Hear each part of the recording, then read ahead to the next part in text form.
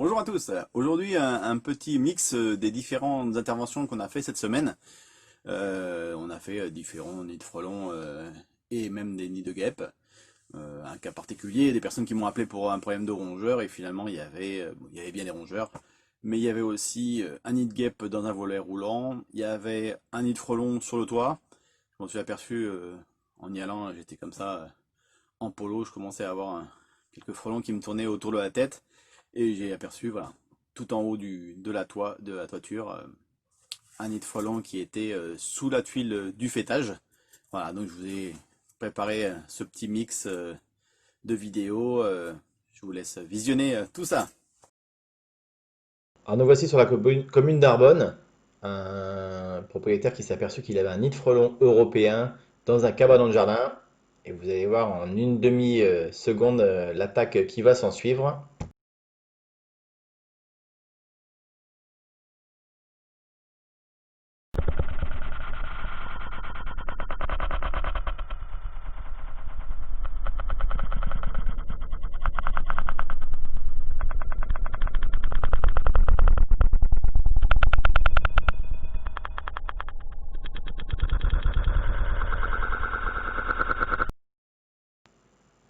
Bon voilà, ça y est maintenant qu'ils nous ont attaqués, ils nous tournent un peu autour, mais voilà, ils sont beaucoup moins violents qu'ils l'ont été il y a quelques secondes.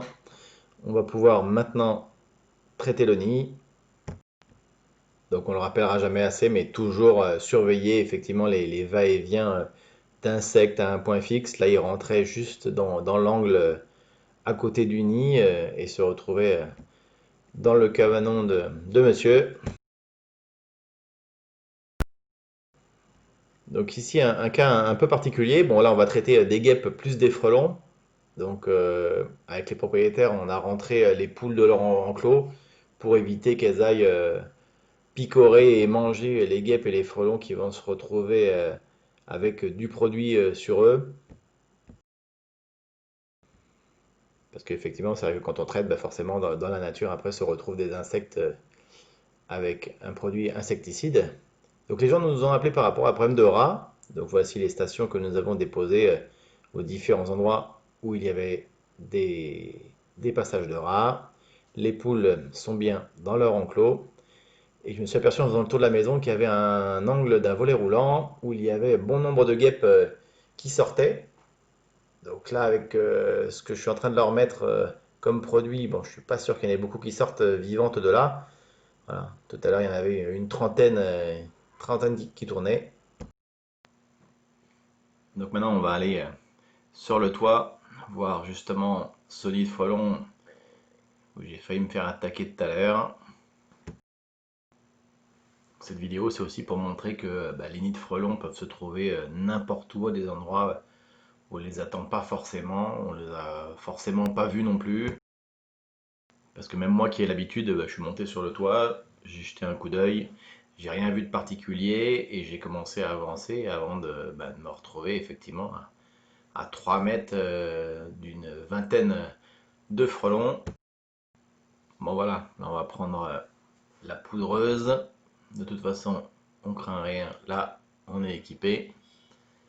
Vous allez voir, c'est juste à l'angle des deux arrêtiers, les deux pentes de toit. C'est vrai que tout à l'heure, il y en avait beaucoup plus sur les deux-trois tuiles du haut. Là, c'est pareil, c'est bien plus calme. On va aller les titiller un peu avec le produit. Bon, il y en a quelques-uns qui sortent. On les voit pas trop sur l'image. Ils nous tournent un petit peu autour. Il y en a trois quatre. Après, les vidéos sur les frelons, c'est vrai que bah, si on les titille un peu, évidemment, ça va sortir dans tous les sens avant qu'on puisse les traiter. Là, j'ai traité dès que je suis arrivé, donc je pense que dans les jours qui suivent, je vais essayer de vous faire des petites vidéos où on va un peu les titiller sans mettre de produit pour que vous voyez un peu en combien de temps ça peut justement sortir et vous attaquer. Et c'est vrai que dans les semaines à venir, on va avoir évidemment des nids de plus en plus importants. Là, c'est juste un nid qui est sur une tuile fêtière avec peut-être une trentaine de frelons, parce que tout à l'heure, il y en avait quand même pas mal dehors. mais ça va être pas plus gros qu'un pamplemousse. Alors c'est vrai que des fois on me pose la question, on me dit mais voilà, le nid, vous le traitez, vous le retirez, et puis vous partez avec. Ben non, parce qu'en fait, le fait de partir avec, justement, comme les gens nous le demandent, ben, si on se retrouve avec une quarantaine de frelons qui sont à l'extérieur, qui sont pas dans le nid, ils risquent de revenir et puis de recréer, pas très très loin de là, un autre nid, alors que là, en laissant le nid sur place, ils vont être obligés, avant la tombée de la nuit, de toute façon, de rentrer à l'intérieur. Juste sur ma gauche, je viens de louper enfin, j'ai vu un lézard qui a attrapé une guêpe. C'est dommage, il n'était pas dans le cadre de l'image. Je viens d'apercevoir en fait que sur l'arrêtier de gauche, apparemment il y a des guêpes qui sont à même pas 1 mètre du nid de frelon, comme quoi elles peuvent cohabiter. Bon, encore un ou deux frelons qui sortent du nid, c'est très très calme quand même. Allez, on va leur remettre encore un peu de produit, histoire qu'il n'y en ait pas un qui sorte vivant de là-dedans. Ah, celui qui sort là-bas, il est pas très bien, il est tout blanc. Ah, il doit être malade, hein. Quand on est tout blanc en général, c'est qu'on est malade.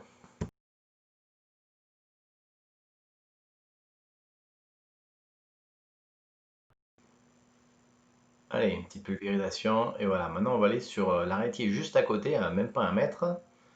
On va aller s'occuper des guêpes, parce que ça tourne pas mal aussi de ce côté-là. Comme quoi, la cohabitation fonctionne entre guêpes et frelons. Bon, allez, maintenant, on va sur une autre intervention. On est sur la commune de Saint-Jean-de-Luz.